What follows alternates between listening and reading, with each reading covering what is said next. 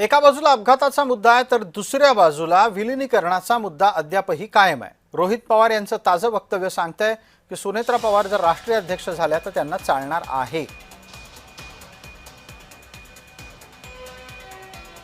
आमदारांना बोलवतात, पुढे एका लाईनीत बसवतात आणि सांगतात की बाहेर जाऊन तुम्ही विलिनीकरणाबद्दल बोलू नका। हा विषय संपलेला आहे।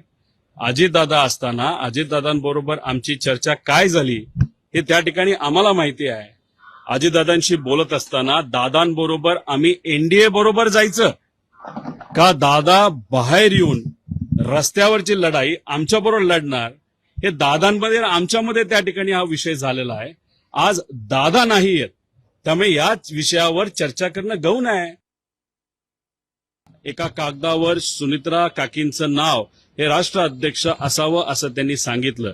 त्यामुळे घोषणा कुणीही केली असली तरी महत्वाचं काय की तिथले आमदार आणि तिथले पदाधिकारी हे सुनेत्रा काकींबरोबर आहे आणि त्याच राष्ट्राध्यक्ष झाले पाहिजे ही भूमिका त्या लोकांनी घेतली। त्यासाठी मी मनापासून सगळ्यांचे आभार आणि अभिनंदन करतो।